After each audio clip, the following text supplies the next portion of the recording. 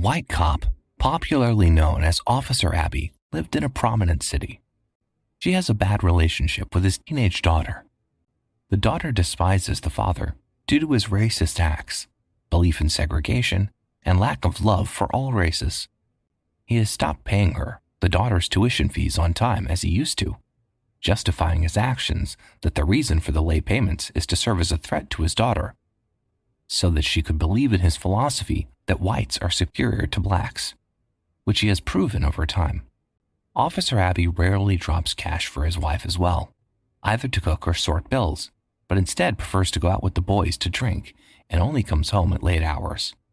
Hence, his wife takes him for granted and often regards him as a loser. Officer Abby, being a typical racist, however, wasn't birthed so. He developed a rare hatred during his tender days as he grew up. He used to love and see everyone equally, irrespective of race or complexion, just like it should be. Still, he developed a rapt hatred for blacks immediately after his only brother was assassinated in cold blood by a black rogue.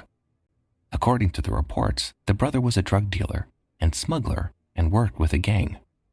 He failed to meet his boss's demands, leading to his murder. Ever since then, Officer Abby had wrapped up his anger and vengeance, channeled them towards all blacks, and saw them as one tree that bears the same fruit. Thus, he passionately hated blacks and blamed them for the death of his brother. On the other end is a beautiful and intelligent young black girl named Keisha. Keisha is a student of one of the prominent high schools in the city, and she has a lovable personality. She is known for her charisma, kind gestures, and respect towards elders and colleagues, especially in her school. Keisha is the only child of both her parents. She's a lover of pets, especially dogs and parrots. Her favorite subject is linguistics. Did I forget that she's multilingual, as Keisha can speak over 4 international languages? Pardon me, Keisha has basic knowledge of Hindi, while she can speak fluidly the other 3 languages, English, Spanish, and French. Keisha is a lover of music and enjoys reading in a cool place. One of her favorite spots for reading is the park. She loves to be around great minds. Her mentors are Alice Walton, the wealthiest woman in the United States, and Powell Alexander Janalis, a Canadian polyglot. He made it to the Guinness World Records in 1985 for fluency in 42 languages. Keisha's best philosophy is that as a person, your existence is to be the reason someone smiles, the reason someone feels loved and believes in the goodness in people. And every day, she tends to live her life focusing on that philosophy. She hopes that someday she will have her footprints in the sands of time. The sacrifice Keisha made for a colleague some months ago in school, who, although detested her, made her well known in school, and the account cannot be forgotten in the minds of the eyewitnesses. A fast flashback to the event. It was an exam day. Keisha's unpopular foe, Rachel, was sick, and because she failed to inform the appropriate authorities before the exam time, she was to fail the exam as the invigilators could not accept if someone had to take the exam for her. Rachel, groaning in pain as she complained of severe tummy upset, pleaded with her friends to help her exam, but they all declined because they had the same paper to write and blamed the limited time given, as it won't bring enough to write for 2. Surprisingly, an unknown voice uttered, "I will help you with your paper," from behind. Guess whose voice? It was Keisha's. The least expected person, as she also had the same paper within the limited space Rachel's friends lamented about. Although this act would affect her score, as she would have to split the exam duration, Keisha did as promised and wrote a paper for 2, since it was permitted. The act popularized Keisha all over the school, and people began to call her God's Own, as she amused even the cold-hearted, and they believed that only a godsend would sacrifice that much for someone like Rachel. The latter detested her for no reasonable course. Her teacher later compensated her for her goodness. On a fateful day, Abby and Keisha encountered each other at a park. It happens that Keisha is sitting in the garden, reading her book, when one white woman calls the police, saying that Keisha looks suspicious and might be a thief, as she is a young black girl. The cop who came to attend the emergency was Officer Abby, who lived near the park, and began questioning her. Many of the questions asked were unprofessional and irrelevant. Still, Keisha, being a civil and calm person, attended to every question. leaving no room for excuses that might warrant the cop to have her arrested. She explained to the officer that she was a high school student and of excellent reputation. She only came to the park to read since it was much easier to assimilate in such a perfect environment. She explained further that she could take Officer Abby to her house to prove her innocence, should he still doubt her identity. Everything turned out fine, and the officer detected the allegations against Keisha by the white woman were false, as she was only at the park to read and attend to her homework. But Officer Abby was mad because he couldn't find anything on her, and she seemed just innocent, as he didn't want to let go of her because she was a black girl. So he began to scream at her for no reason. The whole situation got shitty that poor Keisha, who had become tense and scared off by Officer Abby's overreaction, began to sob profusely. Officer Abby queried her for breathing heavily, as he explained that heavy breathing could cause feelings of anxiety and panic. This can, in turn, make it even harder to draw a breath. He accused Keisha of planning to pass out and, in turn, implicated him for her misfortune. He called out some sections of laws, backing up the consequences of involving an officer of the law. Eventually, Officer Abby declared that he would have to arrest Keisha for sobbing too loud and breathing heavily. He successfully stopped her, and the white woman who had summoned Officer Abby was standing on her balcony, applauding him for a job well done.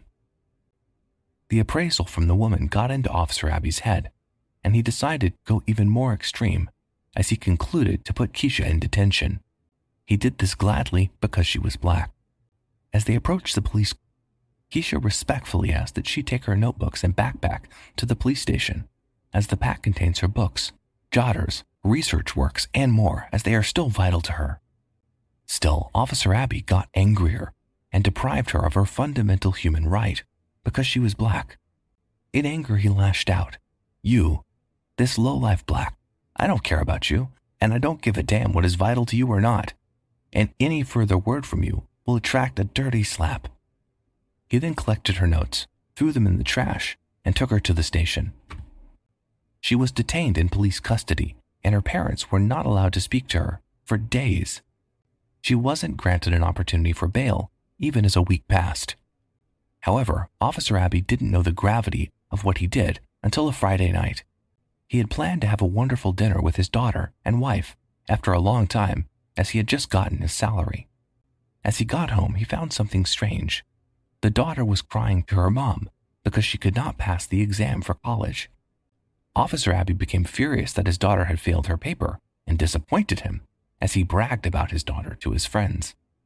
On the other hand, the curious mother was relatively calm and asked why she had failed, because she knew she was a very bright and intelligent youngster. The girl sobbed as she explained the primary cause of her ordeal. Although she was intelligent, she elaborated that a young black colleague had always helped her through her studies, and her name was Keisha. Still, for the past week, she had not been able to get through to her, as she had not been responding to her messages. And the worst part of the tragedy is that the books in which she jots all her works were found torn and tattered by rain. She must have discovered this when she went to look for her at the park after several attempts to reach her had failed. This gave her a heads up that Keisha wasn't avoiding her, but probably something terrible had happened to her. At this point, it dawned on Officer Abby that he was the sole contributor to his daughter's failure in the college exam, and the primary reason why the poor daughter might have to retake the college exam if the university eventually denied her admission. He didn't utter a word, as he knew the wife and daughter would never forgive him for his silly mistake. He immediately excused himself that he had a job to attend to at the station and rushed to the cell. Keisha was locked in, and right there he set her free. After a few weeks, Officer Abby's daughter got an envelope from the university. The letter entails her chances of admission, and as she reads it, it says that she didn't pass the exam. Thus, she has to retake the college exam in the next session. Auspiciously, there was only one girl who got a full scholarship from the university, and that was Keisha, as a piece of information reached the university that she was absent from the college exam for critical reasons. Hence, she was judged based on her previous academic performances and attestations from her colleagues. The moral of the story is that no matter how you treat gold, it maintains its status and remains gold. As you can see in the case of Keisha, she became a conqueror and achieved her goal despite all odds. Do you wonder what her plan was?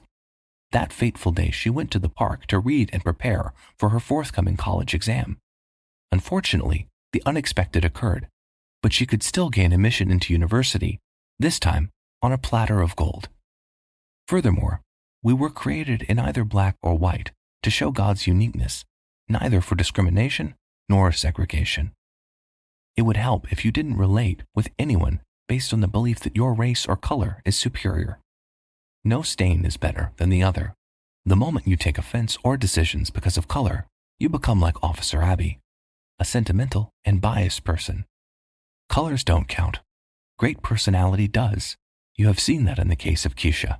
If she had not built a great character, her colleagues would have attested the contrary about her. And of course, she wouldn't have gotten admission. In a nutshell, being black or white didn't earn her entry. Her character did.